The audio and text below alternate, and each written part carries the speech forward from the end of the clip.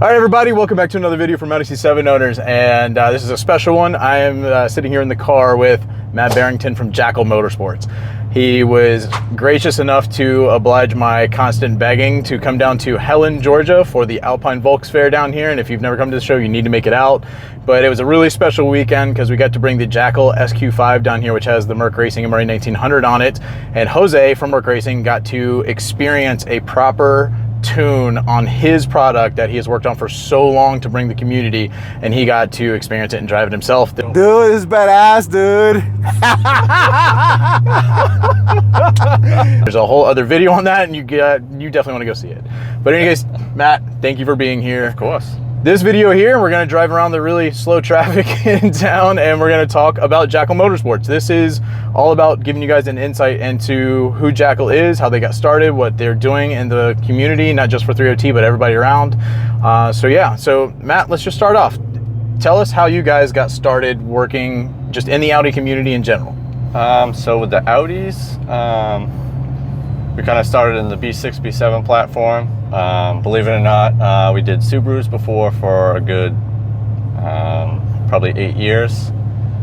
We did a lot of building, a lot of high performance engine builds in-house, a lot of custom tuning. Subarus don't really like the off-the-shelf stuff, but it did surprise me when you told me that you guys started off on Subarus. I never would have guessed that in a million years. Yep. We had some of like the first highest horsepower Subarus back in, pre-2010 really, in that era. Some very custom unique builds, downstroke motor builds that would rev at 10,000 RPMs. Jeez. And we just kind of really stumbled into the Audi community. I had found a B6 that was relatively cheap, needed timing service. That's the S4 you have currently? That was the first one that we had, the silver. Okay. It was 2005. And kind of bought it cheap, needed timing, loved the way it sounded. And Tony Pinto was obviously the engineer for Jackal, and had him kind of poke around at it. We looked at some of the other tuners that were into the platform, and there was really only one other one that had done a good job for a while from the beginning. And that kind of fueled everything from there with the Audis, and we just branched up into each platform as we finished the previous one, B6, B7, then we did the B8, S5 V8s, the RS4s. You kind of cut your teeth on the 4.2 tuning, right? That's where like Jackal kind of got their like foothold in the community and really got your name built. Yep. That exploded very quickly, similar to the B8, B8.5 platform. That was kind of where we started in the Audis. And you jumped into the B8, B8.5 because you bought the SQ5 as a daily? Is that what, if I remember? Yeah, so originally I bought it for my wife, and then quickly had to take it back from her. She wasn't too happy about it, but yep. All right. So this SQ5 is a 2014. We've had it for probably 6 years now, and this is the car that we R&D'd all of our 3.0T tuning on. Each stage, it had a lengthy time at each stage of testing. We probably have well over 600 launches on this vehicle. And it rides like it's right off the showroom floor. I mean, we've spent quite a bit of time in it and ripping through the mountains, and it's just, I mean, it's super clean as it is, but it rides perfectly. Yeah, it's only got 110K on it. Well, I shouldn't say only, but that's still young for a 3OT. Yeah. Especially one being taken care of. So, but it's all original engine, transmission, axles. I mean, the only thing we've done is some lowering springs, the ECS 2-piece rotors, and then engine modifications. But mainly right now, obviously, it's just the MRA 1900 and MPI setup from Precision Raceworks. Yeah. And we'll jump into those in a little bit because I want you to talk a little bit about those because we could do an entire video on that alone. Yeah. But you mentioned Tony. Jackal is just you and Tony, right? Yep. And there's no other paid employees or customers for advertising. It's just myself you guys and Tony. Yep. And word of mouth. And Tony, have you guys just known each other forever, or like how did you guys come together and start this? Well, we went to the same high school, but he's a little older than me. We kind of just met when we both had Subarus. I used to manage an Advanced Auto Parts when I was younger, and we kind of met there and just really hit it off, and it's just been nonstop ever since. Awesome. Well, I hate that we couldn't drag him down here either. Yeah. I know, he's busy too. I tried. You guys are both incredibly busy, and the fact that you guys maintain the presence that you do, regardless of how busy you guys are, because you have day jobs and lives outside of Jackal. Yep. You know, both of you have families, and yet you're still probably the #1 company when it comes to customer service, like immediate. I mean, can't tell you how many people have messaged me and be like, dude, I sent a message in the middle of the night just because I was like, oh, I thought about it and I sent it over and I had a reply in 10 minutes. You know? Yep. And, you know, and I expressed to you when we started talking over a year ago, like, you know, seeing how fast you're blowing up in the 3OT community, one of my fears was because this community is going to, and I was like, it's going to overwhelm you. And my biggest fear was, you know, the level of customer service that you provide, and especially your ability to make custom tunes, which is what no other company in the 3OT tuning, you know, world offers. You know, making those tweaks per the vehicle when people say, "Hey, can we do this?" I was like, "You guys are getting so overwhelmed, and you won't be able to keep up." But so far, you guys have kept up. Yeah. And it's seriously impressive, and you know, love to see it. And I know everybody really appreciates what you guys do. So let's talk about the 3OT world, because obviously has just blown up for you guys, and I mean, everyone knows just how it is if you're on the Facebook forums and whatnot. With the 3OT, let's talk about just some criticisms and knock some myths out of the way. You get, I think one of the biggest things you see is, oh, they're brand new to tuning, I can't trust what they do, or I can't trust it because they haven't been out very long compared to other companies out there. So, you know, what would you say to someone that has that concern? I would just say that they've kind of haven't branched into the other platforms or looked at any information from those. A lot of our 3.0T customers, you know, whether they've switched over from other tuners, do know us from those platforms and know us from, you know, 1,000+ horsepower cars that we've tuned in other platforms. Yep. Because you guys have been in the Audi community for well over a decade. Yeah. So, you know, like, you're not new.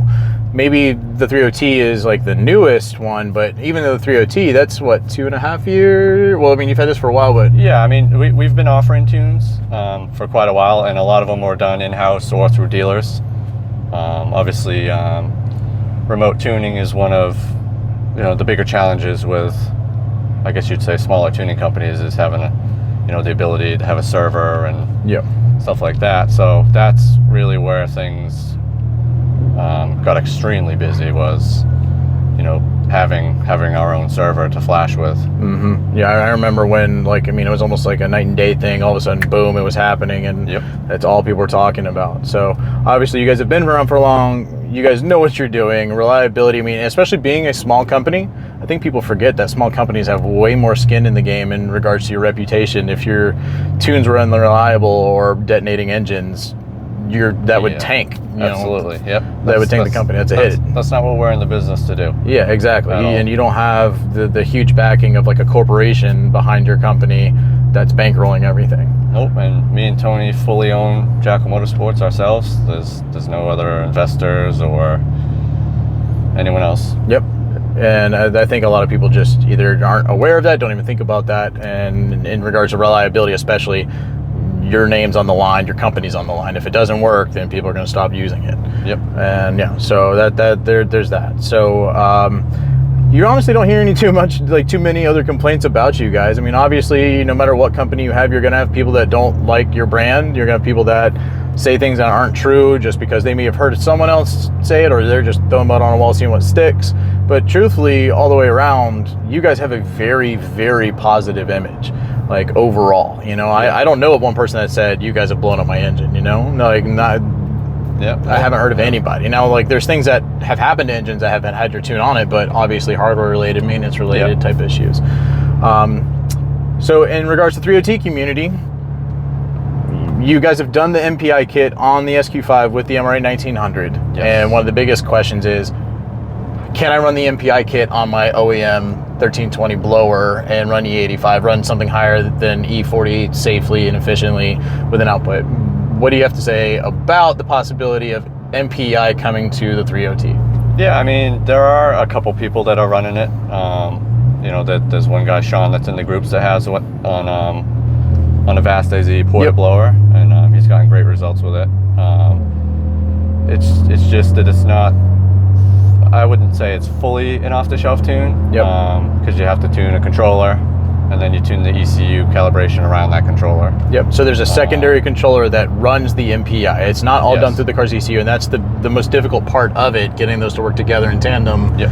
And do something that the end user, who may not know anything about it, just wants to be able to put something on there and go and not have to think about it. Yeah. That's the trickiest part, right? It's not quite that simple. That's something that, you know, if we have customers down the road that want to go that route, it would take, you know, a couple revisions just to make sure, you know, the fuel system's keeping up. Because it's clearly evident with even just on the stock fuel system with E40 tuning that not everybody's pumps can keep up.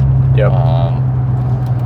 So, I mean, that's why it's important to not just say, here, you know, here's your off-the-shelf tune for MPI and go do your thing. Go do your thing. Because then you're going to have failures as a result of people not understanding what's involved in it. And you know, we keep all our safeties in place with our tuning. So if there's an issue with the fuel system, you know, you're going to get a cut and the car's going to shut you down. And, you know, that's a sign to figure out what's wrong and take a log and send it to us. Yep. That way, you know, we can help you figure out what's going on. That's even in something going back to like maybe small criticisms that some people that aren't aware, you know, about even on the OEM supercharger, your standard dual pulley tunes, the safety. I've seen like maybe a handful of people say, oh, they remove the safeties, that's why you're getting faster times, because they're running a spicier tune and it's going to, you know, eventually detriment to the engine. Yeah, you guys have all the safeties in place? Yep, we do. We keep all the temperature, all the NOx safeties in. We're not shutting off NOx sensors. Yeah. There was even someone recently that I think they had their supercharger coolant pump fail, and they weren't aware of it. And they were wondering why their car was extremely slow because they weren't running any timing because they were above the temperature threshold. Yeah, and had that safety not been in place from you guys, he would have had a melted motor. Yeah, exactly. I mean, 135, 140 Celsius intake air temps is not something to laugh about. No, and especially when I think the common number that people run at is 175 Fahrenheit, because that's the OEM. Like, I think 175 Fahrenheit, 80 degrees Celsius is the OEM. Yep. You know, that shuts it off. That's the OEM, like, you know, timer reduction. And at that point, you're pretty much too late there. You're gonna, if you have any extended time there, you're gonna damage, if nothing else, your intercooler cores. Yep. And pop those, which could flood your engine if they pop bad enough. Otherwise, you still have a maintenance issue that you got to deal with. So yeah, you guys keep all the safeties across the board, and it's already saved a couple engines. Oh yeah. That maybe either just neglected on the maintenance or just, you know, stuff happens sometimes. Well, I mean, that's something that they might not have known. Exactly. With, you know, if they weren't tuned. Yeah, absolutely. That they were stock and the car's just sluggish, but it's still getting that hot. Yep. Weren't aware of it. Yep. Well, that's awesome. So MPI overall, though, people need to have the understanding that if you want to do MPI, whether it's 1320 supercharger, ported blower, or going to an MRA 1900, it's not just a simple off-the-shelf flash it and forget it. You're going to have to do some logs. You're going to have to send it and have that dialed in. Yep. Now, do you think they need to go to a dyno to do that, or is that it'll be, you know, go out do your simple logs by yourself in a safe and private road? Yeah, I mean, it'll really depend on, you know, how much they have done. You know, if they got a 1900 on it, you know, it'd definitely be a good idea to stick it on a dyno. Mm-hmm. But I mean, there's tons of people do road logs. That's very common. That's the biggest thing. That's basically where everybody does it, because you're getting, you know, the force of the road, the actual wind versus, you know, sitting on rollers. Yeah, I think you even mentioned maybe that you had to adjust the tune a little bit once you got the car like off the rollers. Yep. So, you know, when we first dynoed the MRA 1900 and we came out with numbers, there was some chatter that like, oh, you know, we just came out with a tune right away, and like it couldn't properly be done in 3 days, or, you know, we installed and got some base files done in 2-3 days. Yeah. The installation of the blower is awesomely smooth. It's super smooth. But once you get out on the road and there's load on the car, a lot of things change. Yep. The atmospheric conditions change. So I mean, it takes. You're talking about a big custom job at this point too. This isn't your typical just bolt-on hardware kind of stuff. You know, you're changing severely the fueling system. It's a massive change to the fueling system, and so it's a little bit more in depth. In fairness, like the MPI wasn't that crazy for us to adjust off the off the dyno. Gotcha. That's good to know too. You know, and we have it set up right now. I drove down 1,100 miles down here on. Do you want to turn around here to find some gas? Sorry, yeah, we're in the middle of mountain roads, and he's getting low on gas, so we need to. I don't know. The nearest gas station is probably not far ahead of here. So I drove 1,100 miles down here on 93 for the drive, just because E85 isn't obviously everywhere, especially in my area. Yep. So, but we have the controller set up to run the injectors the same, the multiple injectors the same on 93 and E85. Okay. So we obviously built a tune around the MPI for each fuel. So I drove down here with the MPI on a 93 file. And it's super smooth, you guys. Like that was the first thing I think Jose noticed when he was driving it, beyond just the sheer happiness of having it. There's no on-off. Yeah. It's like you don't notice it. It's super smooth. It just drives. Yeah. If you didn't know it had MPI, you would never know. Yep. It's similar to the correct motors. Mm-hmm. You have no idea that the MPI is running or when it isn't running. Yeah. Well, that's a good segue. Let's talk about the correct motors. So for those of you that might be watching or unfamiliar, in North America, the 2016, 17, and 18 A6, A7 cars and some of the larger body SUVs from Audis came with an updated version of the 3.0T supercharged engine that comes with OEM multi-port injection, and they can run E85, and largely have been an overlooked platform by the major tuning companies because it's tricky. It's not a super simple, especially compared to the original 3.0Ts. And most companies have given up on it in terms of really trying to push it. And you guys bought a Crec A6. And by the way, the Crec comes in some S4s in other countries. They're in more cars. S4, S5s over there, A7s. Exactly. And so you guys got one. And once again, in true fashion, you guys started coming out with really promising and just excellent results for these cars very quickly once you had time dedicated to it. And so just, real quick, let us know how that's going and what are the future plans for those, in terms of what you guys are going to offer. So it's going really well. We just installed an upgraded low pressure pump, which we found is needed to run E40 on stage 2 plus and above on that platform. Mm-hmm. Stage 1 and stage 2, you can run full E85 on the stock fueling system. No high pressure fuel pump upgrade required. Nope. And we've made it to stage 2 plus on. And plus, real quick, tell us what plus requires. So stage 2 plus is dual pulley. Okay. So any dual pulley ratio, 187/57. Yep. Some people do the 207 single. We recommend the Garage Autosports Grip Tech 57 for stage 2. And for the Crec engines, it's so simple of an install. It's 4 bolts. Comes and right it's a off. way cheaper pulley too. Yes. So for a dual pulley, ethanol tunes on that platform, that we've just found that the low pressure pump can't keep up. Yep. Because other companies have tried like injector changes and things like that, and nobody could do dual pulley. And even E40 was giving people issues. Yep. And definitely not throttle body tunes along with it either. Yep. It just created problems. So you guys figured out the low pressure fuel pump upgrade is. Yep. So Tony actually installed it while I was here. Nice. And it's definitely giving us another good 20-25% at a minimum over what we had. So that's going to be very promising. And yep.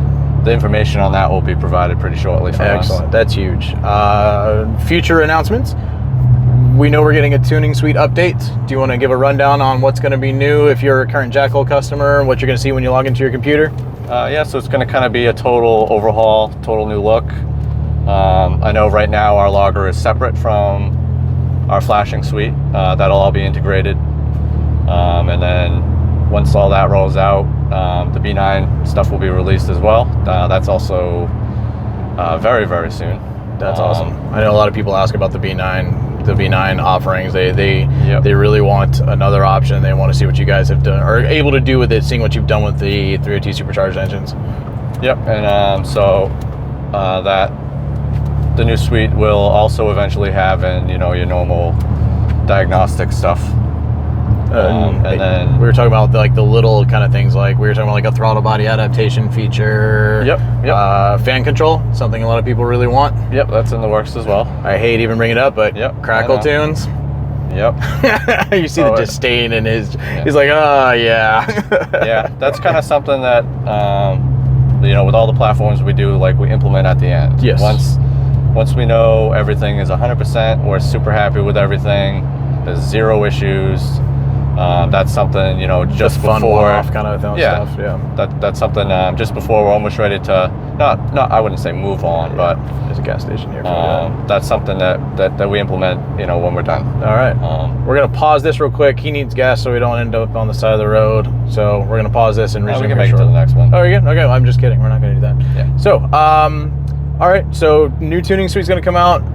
Different look. So once again, for those of you current customers, something to look forward to here pretty soon. And mobile flashing is also coming. I was just going to ask, mobile flashing, is there an ETA time-wise? Because I know app development is always super difficult, especially between Android versus Apple. Yep. So so that's relatively soon. Okay. That'll be the last thing. Everyone's the current tuning cables that everybody has, they're already Bluetooth enabled. So I was going to ask that. So I should ask, is there anybody who is running a 3OT and has the dongle is Bluetooth ready, or are there some older customers that maybe need to upgrade? Nope, we've been using the same dongles from the beginning. So. Excellent. So good news for all you guys there. Something that Tony teased everybody with, probably like 8 months ago, the switch on the fly, like the built-in tune switching, like kind of like the old school, Mark IV flashes of yesteryear. Is that still something that maybe we're going to be able to see? I know that this ECU can't hold a lot of tunes, but it looked like one or two things. That's something that we're still working on. Jackal Motorsports map switching. Hold down the brake. There's your 93 tune. Let's say you wanted to go to E40. There's your E40. Here's your valet tune with no boost, just in case someone's driving your car that you don't want to, like your wife. Let's say we're staying on group 3. Let off the brake. It's set it now. We'll start the car up. Car's running fine. Just to test what map we're on. Brake again. Resume. I'm on map 3 for E40. I can now successfully drive my car home. I'm actually only on E10, but we could. Map switching's coming. We've kind of been like sidetracked a little bit with you guys got a lot going on. Some other projects, but that's still on the books with us. Even just for people that, especially like me, I don't have a huge source of E85, so if I ever do get to the point of running some of the ethanol tunes, being able to on the fly just do a 93 back to ethanol tune, that would be huge for a lot of people. Yep. And I'm exactly the same. I don't have any, I got to drive 40 minutes each way to get ethanol in my area, so I usually just end up having to throw 10 jugs in the back of this and go get it. Oh man. Well, Matt, is there anything else that you want to bring up that you want people to know about, or just say anything? I mean, we're just trying to do the best we can for the community. We're very passionate about what we do, and we're not going anywhere. Yeah, absolutely. And I mean, as I keep telling people, people ask me a lot in person, when it comes to Jackal, they know I've worked pretty closely with you guys. They're like, what is it about them that, that you like the most? And I always tell them, like, beyond the products that you offer, I use the phrase all the time, like, Jackal is for the people. Like they truly are enthusiasts that created a business to contribute back to enthusiasts. And I've seen you help so many people out, like, with no questions asked. Even this weekend, helping people out. I had a guy come up to me and he was almost in tears because of like what you did for him out here. He just couldn't believe it. He was absolutely stunned. And it goes a huge way to see that, you're one of us. You're not sitting in a corporate office somewhere. You guys truly do this for the love of the community, and it shows. Yeah. And that's why I'm super happy to be able to work with you guys. You guys have helped me out immensely. I can't tell you guys how many times that these guys have walked me through things that I wouldn't have been able to get through without their direction and knowledge. And I love having that experience with them, and that falls right in line with my experience with other companies that I really like to work with, like Merc Racing and Garage Auto Sports guys have been great and things like that. So super stoked about that. But and we love helping these other companies, like testing their products, like the MRA 1900, which we fully bought on our own, just to you know, give the community some show on performance from it, and we can expect some times here within the next few weeks, hopefully. I know everyone's just salivating, wanting to see. Yeah, I mean, so we've been waiting for, I mean, we're up in New England. Yep.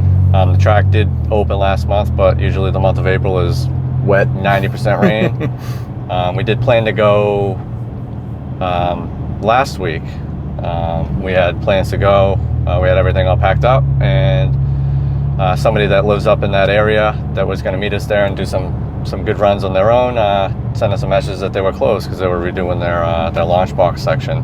Yep. And they didn't want to share that on the website, but so we'd like to go within the next week or two, and we'll pull the seats out of this and put some radials on it and see what this thing can really do. Well, I mean, you guys immediately took the SQ5, you know, fastest 0 to 60 time with the Umran 1800, and that was before MPI. Yeah.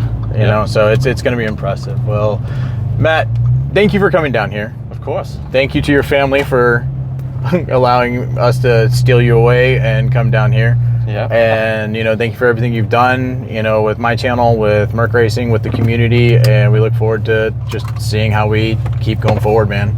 Yeah. Dude, awesome.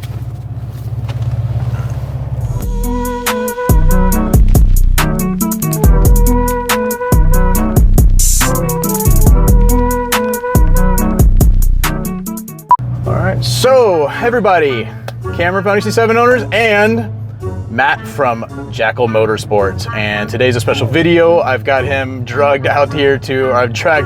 We're gonna start that over. Fuck that. Everyone, welcome back to a video. Audi C7 owners here. God damn it. Dude, you would not believe how much this happens with, with me trying to make videos.